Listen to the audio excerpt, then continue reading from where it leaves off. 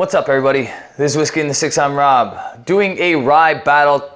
I have the Sagamore Spirits Cask Strength rye here, 56.7% ABV. And then the Michter's Barrel Proof Rye. This one's from 2022. This one is 55.7.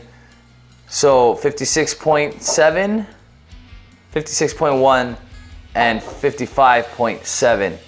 All right. The Sagamore is distilled in Maryland and Indiana. It is a combination of 4 to 7 year old ryes. There's a portion of it that's a heavy rye mash bill. There's a portion of it that's a low rye mash bill. All right. The Michter's doesn't really disclose much. All we know for certain is that it's at least 51% rye in the mash bill. I'm gonna start over here on my right with the Sagamore. All right, so on the nose alone,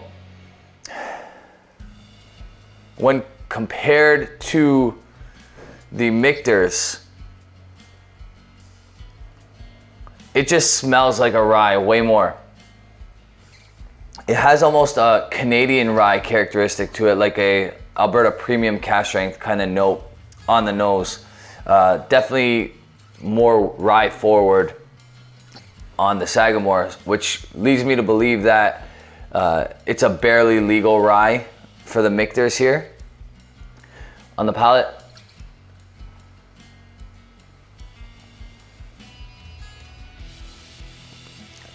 okay, so the first couple drams from the Sagamore were a bit hot, but still very tasty.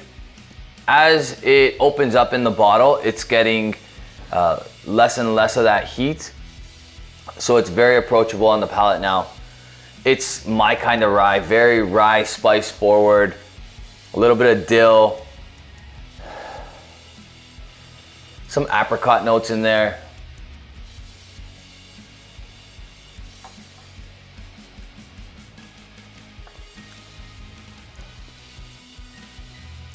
Something like sweet and sour, very rye-like.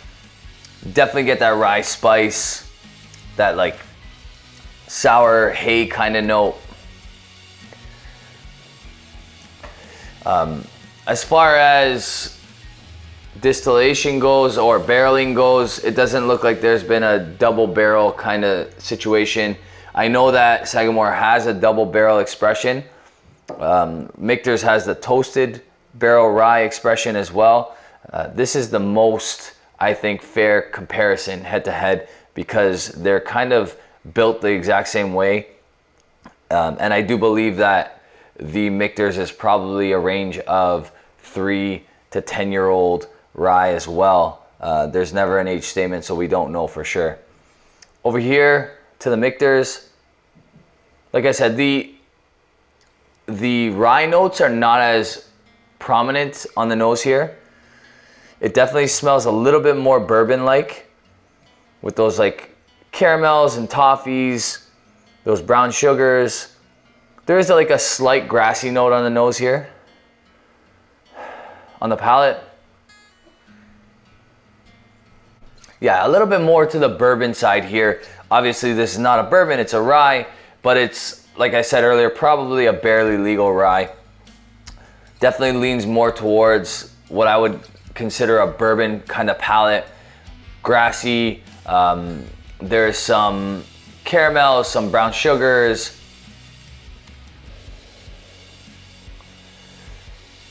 Maybe like a touch of rye spice, but not very much at all.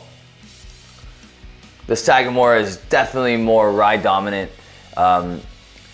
So for that reason, in my opinion, I would go with the Sagamore. The Sagamore is a lot easier to come by. However, in most places, this is not the cheapest. I got this as a gift, and I know that my buddy got it on clearance at the LCBO for around $80. I think it's as low as $75 Canadian right now, and that's including taxes. The Michter's rye goes anywhere between $100 to $130, even up toward $150 Canadian, depending on where you get it, and then you got to ship it here and all those other things. Ontario doesn't get the barrel strength. I haven't seen one on shelves. I haven't seen one in lotteries or anything like that either. But you can get them from time to time in Alberta. Like I said, between $120 and $150. I have to go with the Sagamore. One more sip.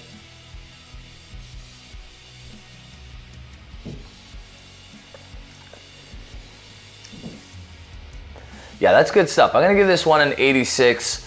I think it's really good. I would definitely buy it again, especially if they can come in around that price of that sale, between $75 and $80. I think that's a great buy for $80. Definitely worth every penny. Even for $100, you're getting a pretty solid rye. Although at that price range, I think you can do a little bit better with some other things, like maybe the Alberta Premium Cask Strength. All right, but for $80, this is definitely an 86. I would say once you start to exceed that price, you're probably looking more at a, like, don't buy right away or try before you buy kind of price. And that would probably bring it down a couple points, like a point to a half a point. Over here with the Michters,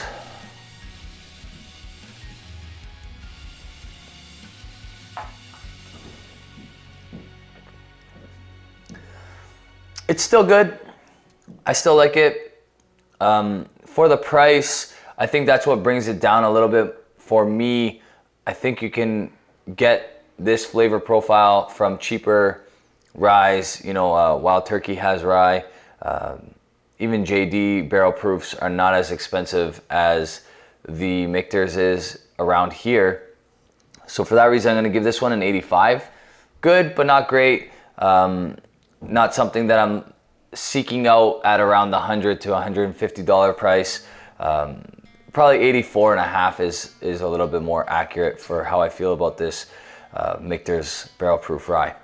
That's it for me, guys. I hope you liked this video. If you did, give it a thumbs up. If you really liked the video, hit the subscribe button if you haven't already. You can follow me on Instagram, Twitter, Facebook, and you can support this channel on Patreon. Cheers.